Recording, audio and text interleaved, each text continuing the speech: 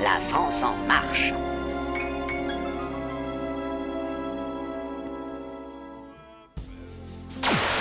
Il est là, le réchauffement climatique.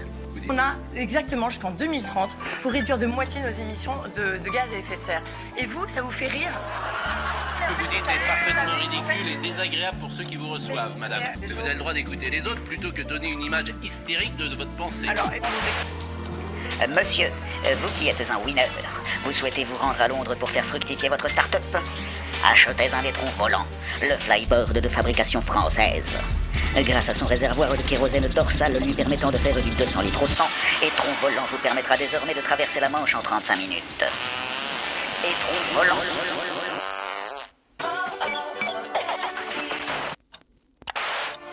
Sécheresse. Inondation. Fonte des glaces. Extinction des espèces. Épisode caniculaire. Alors que le mois de juillet 2019 fut le plus chaud jamais recensé par les scientifiques et que des incendies gigantesques se répandent actuellement des confins de la Sibérie à la forêt primaire d'Amazonie, il faut se rendre à l'évidence. Notre maison brûle.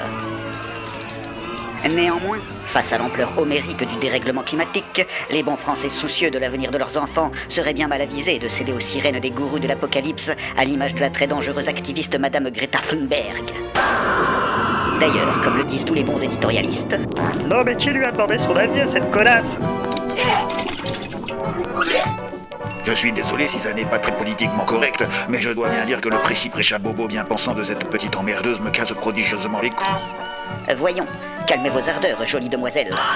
Il faut bien reconnaître que les plus éminents experts climato-sceptiques pédalent dans la semoule pour tenter de nous faire croire que le dérèglement climatique n'a aucun rapport avec l'activité humaine.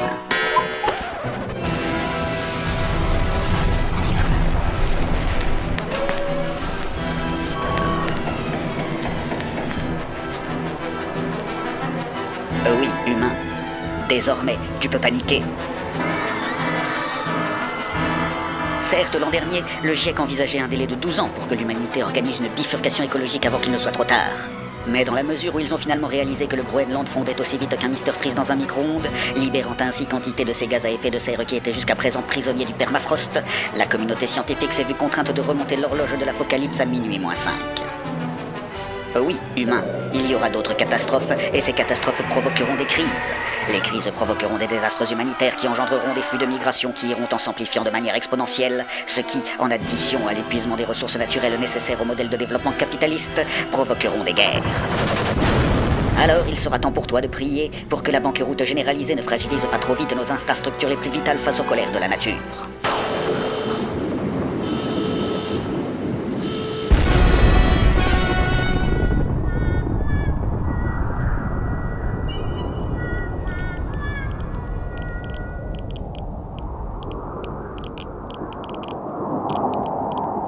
Oui, humain, ton regard est porté vers un futur incertain.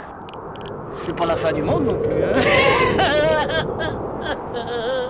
Face au désastre planétaire qui s'avance, seul un être extraordinaire doté de pouvoirs prodigieux et guidé par la Providence pourra préserver le genre humain de son funeste destin.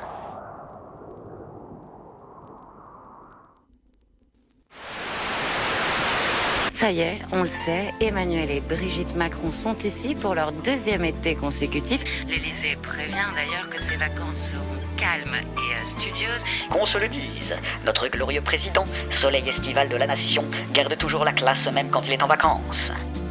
Néanmoins, sachez, ô sirupe monarque, que nous sommes bien désolés de devoir vous déranger pendant vos séances de jet ski. Mais vite, l'humanité a encore besoin de vous et de vos super amis du G7 pour sauver le monde. Les gardiens. Partout, les peuples sont opprimés par de méchants dictateurs. Ils accourent pour instaurer la démocratie. Le comédien. L'épouvantail. La saucisse de Francfort. Le caribou. L'homme invisible. Un japonais. Notre président. Ensemble, ils unissent leurs pouvoirs pour lutter contre les forces du mal. Ils sont les protecteurs. Ils sont les gardiens. Ils sont les super copains du G7.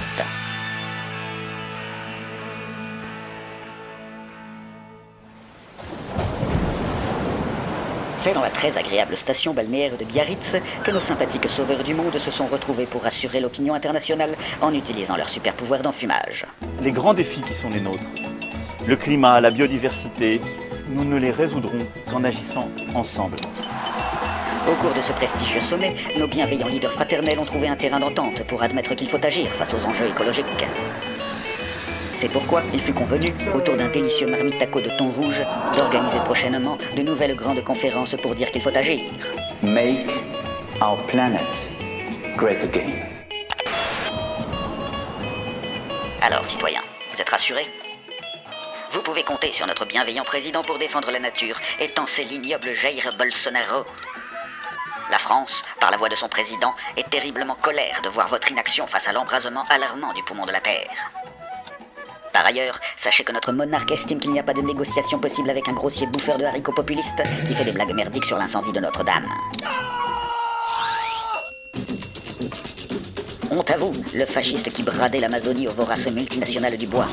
Ce n'est pas parce que, dans le département de la Guyane, la France a elle-même octroyé plus de 300 000 hectares de forêts primaires aux très polluantes multinationales de l'industrie minière que nous n'allons pas vous faire la leçon. Ainsi, il est hors de question de signer le traité du Mercosur avec le Brésil. On ne deal pas avec des pays qui laissent brûler la forêt tropicale pour planter du biocarburant. Non, quand on est écolo comme les Français, on signe plutôt le CETA, cet accord commercial forcément éco-responsable entre la France et le Canada, ce pays aux paysages inoubliables qui laisse brûler la forêt boréale afin d'exploiter le gaz de schiste. Qu'on se le dise, notre président représente. Eh oui, mangeur de roll-mops, peut-être que chez vous, on fait disparaître les opposants politiques. Eh bien, sachez qu'ici, on piétine les grands-mères.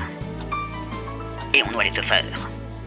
Et pour lutter contre le réchauffement climatique, on gaze les militants pacifistes à bout portant. Impressionné ?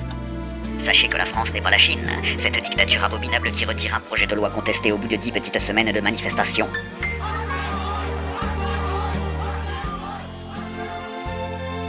Ici, ce ne sont pas 43 semaines de contestation ininterrompues qui feront vaciller l'exécutif. Cependant, il faut raison garder. En France, on ne cherche pas à intimider les opposants politiques. D'ailleurs, comme l'a dit notre glorieux président, il n'y a pas eu de violences policières irréparables.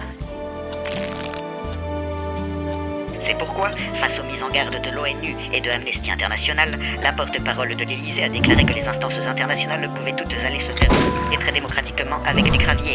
Notre exemplarité, elle se mesure aussi à la capacité à bien discerner les choses.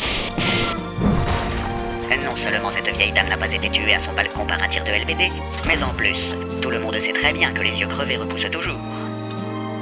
C'est une blague. Tout ça, c'est une blague. Ainsi, peuple du monde, vous devez écouter la voix de notre grand président. En elle résonne l'âme républicaine de la France, fraternelle, respectueuse de l'environnement, mais surtout éternellement empreinte de liberté et d'égalité.